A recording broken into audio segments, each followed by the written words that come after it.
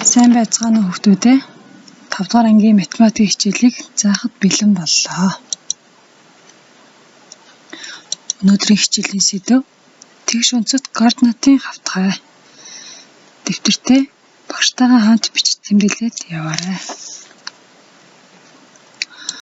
Өнөөдрийн хичээлд 5 дугаар ангийн математикийн сурах бичиг, математикийн дэвтэр, үзэг, харандаа, шугамд хэрэгтэй тул ширээн дээрээ бэлтгээрэй. Өнөөдрийн хичээлийг үзэж судалснаар дараах чадварыг эзэмшинэ. Координатын хавтгай зурж сурна. Цэгийн байршлыг нэрлэж сурна. Өгсөн координатаар цэг тэмдэглэж дүрс байгуулж сурна. Өмнөх мэдлэгээ сэргээн санацгаая. Өмнөх ангиудад бид тоон шулууныг үтсэн байгаа. Тоон шулуун гэдэг бол нэг журттай хичмээр хуваарлагдсан шулууныг хэлдэг. Тооллын их хэсээ баруун гар тийш эерэг хуваарууд, харин зүүн гар тийш сөрөг хувааруудыг тэмдэглэдэг. Бид тоон шулуун дээр өгсөн байршилд цэгийг тэмдэглэж чадна. Тухайлбал А5 гэсэн цэгийг тоон шулуун дээр тэмдэглэе.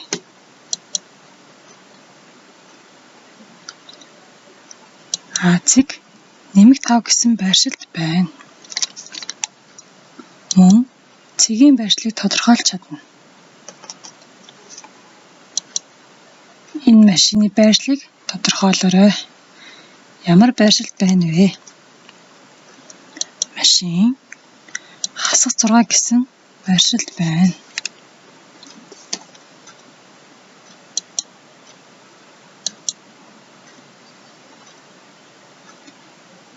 Тоон шулуун дээрх дээд цэгт хасах 3 харгалзаж байна.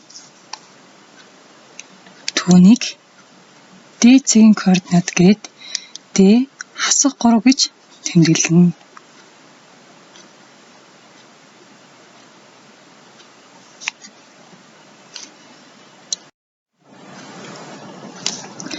Харилцан перпендикуляр 2 шулуун авъя.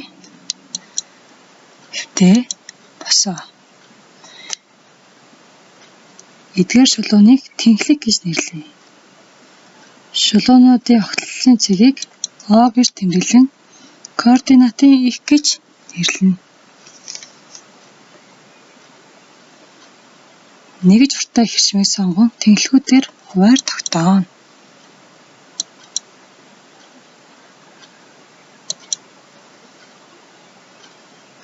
Багштайгаа хамт тэмдэглэж байгаа гэдэгт багш нь итгэлтэй байна. Үүнийг координатын хавтгай гэж нэрлэдэг. Дэвтэртээ тодорхойлолтоо бичье. Тооллын ихээрээ огтлолцсон харилцан перпендикуляр тоон шулуун бүхий хавтгайг координатын хавтгай гэж нэрлэнэ.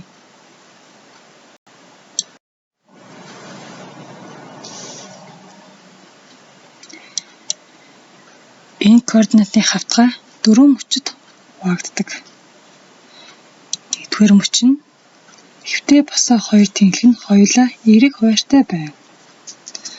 Хоёрдугаар мөч нь хэвтээ тэнхлэг сөрөг босоо тэнхлэг нь эерэг хуваартай байна. Гуравдугаар мөч нь хэвтээ босоо 2 тэнхлэг нь хоёулаа сөрөг хуваартай байна. Дөрөвдүгээр мөч нь хэвтээ тэнхлэг нь эерэг босоо тэнхлэг нь сөрөг хуваартай байдаг байх нэ.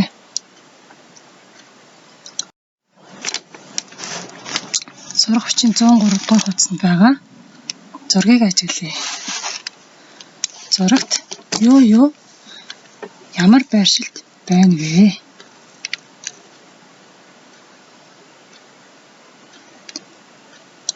Энэ бол Эрдэнэс ногдож байгаа арал.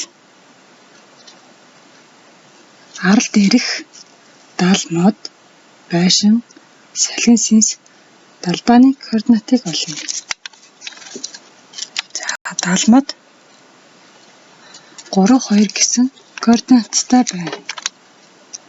Харин далбаа 2 хасах 2 гэсэн координаттай байна. Салхинсис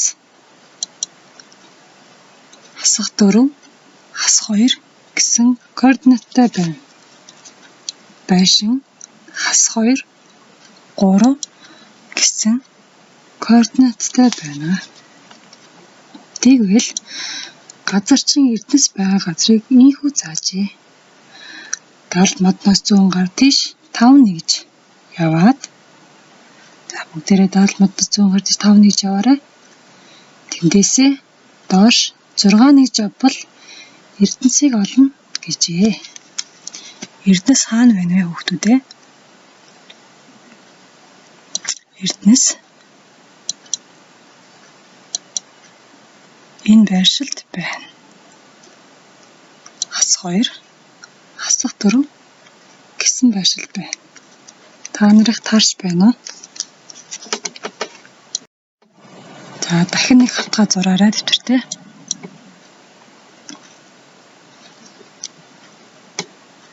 Координатын хавтгай дээр А-ийн байрлал 3 ба 4 гэсэн 2 тоогоор тодорхойлогдож байна. Хэвтээ тэнхлийн 3 босоо тэнхлийн 4 гэсэн тоонуудыг А-ийн координат гээд А 3 4 гэж бичнэ. Б, С, Д цэгүүдийн координатыг бичээрэй. Б цэг нь хэвтээ тэнхлийн хасах 5, босоо тэнхлийн нэмэх 3 гэсэн байршилд байна. Б хасах 5, 3 гэж тэмдэглэнэ. С цэг нь хэвтээ тэнхлийн хасах 3, босоо тэнхлийн хасах 5 гэсэн байршилд байна. С цэгийн координат хасах 3, хасах 5 гэж тэмдэглэнэ. Д цэг нь хэвтээ тэнхлийн нэмэх 1, босоо тэнхлийн хасах 3 гэсэн байршилд байна. Үүнийг Д цэгийн координат 1, хасах 3 гэж тэмдэглэнэ.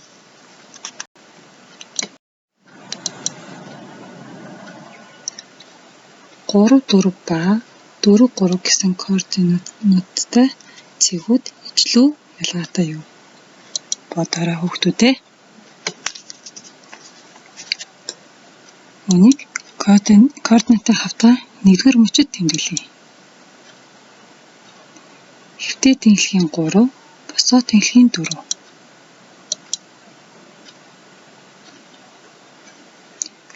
Энэ хоёр координатын өгсөл нь энд байрлана.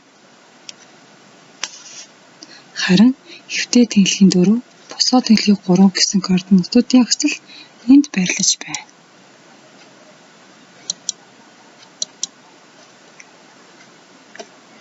Үүнээс үзэхэд 3 4 ба 4 3 гэсэн координатын байрлал давхцахгүй байгаа учраас ялгаатай байх нэ. Дүгнэлтээ бичье. Эхлээд хэвтээ цэгийн координатыг дараа нь босоо цэгийн координатыг тэмдэглэдэг байх нь. Сурах хүчийн 104 дугаар хуудасны 545 дугаар бодлогыг хамтарч бодъё. Энд шатрын хөлөг зурагдсан байна. Эхний даалгавар нь даамнууд ямар нүдэнд байрлаж байгааг тодорхойлоод тэмдэглээрэй. За 5 даам байна. Эхний даам А5 нүдэнд байрлаж байна. Хоёр дахь даам B2 нүдэнд байрлаж байна. Гурав дахь даам D4 нүдэнд байрлаж байна. Дөрөв дахь даам F6 нүдэнд байрлаж байна. Тав дахь даам G3 нүдэнд байрлаж байна.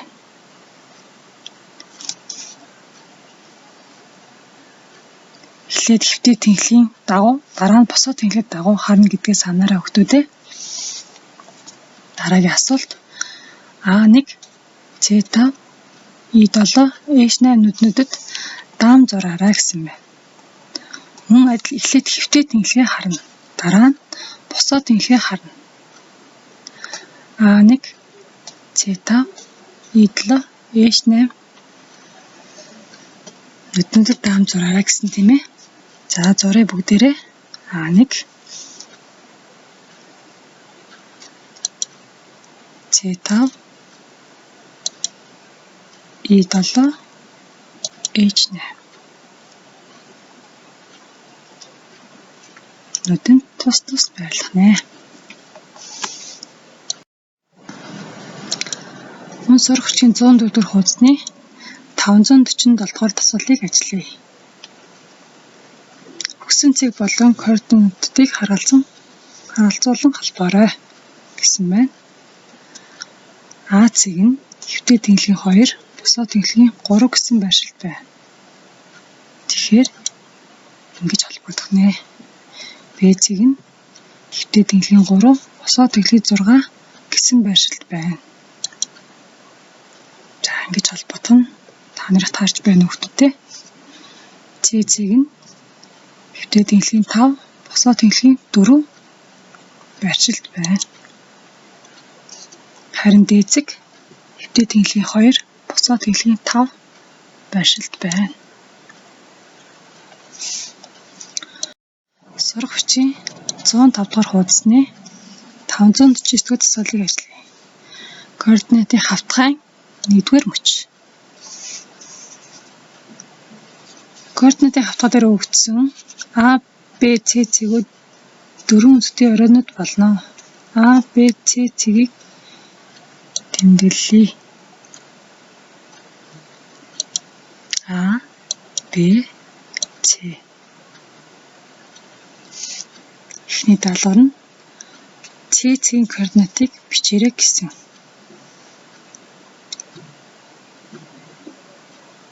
С цэгийн координат нь мэдээж хэвтээ тэнхлийн 5, босоо тэнхлийн 3 байршилт. С 5, 3 гэж тэмдэглэнэ.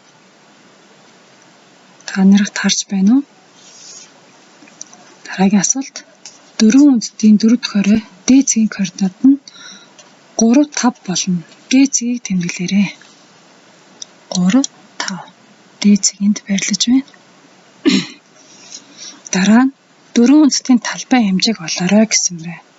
Олохын тулд цэгүүдээ холбож 4 үндэст үүсгэе.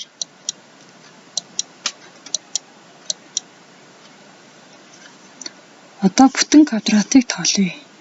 1, 2, 3, 4. 4 бүтэн квадрат байна. Одоо тал квадрат нь хэд байна вэ? 1, 2, 3, 4, 5, 6, 7, 8 байна. Хоёр тал квадрат нь нэг бүтэн нэгж квадрат болох юм. Тэгэхээр 8 тал квадрат нь 4 бүтэн нэгж квадраттай тэнцэнэ. Ингээд талбай нь 8 нэгж квадрат болно. За гэрийн даалгавраа тэмдэглээрэй. Гэрийн даалгаварт сурах хүчийн 104 дахь хуудас 548 дугаар бодлого өгсөн цэгүүдийг координатын хавтгай дээр тэмдэглэн дарааллуулан холбож дүрс бүтээгээрэй. Өгсөн координатуудыг ажиглая. Нэм, эерэг, сөрөг координатууд орсон байгаа ажиглаарай. Үүнээс координатын хавтгай хэрхэн зурхаа сайн ажиглаарай. За нэгэн сурагчийн хийсэн даалгаврыг багш нь үзүүлж байна. Юуны дүрс бүтсэн байна вэ? Амжилт хүсье хүүхдүүдээ. Анхаарал тавьсанд баярлалаа.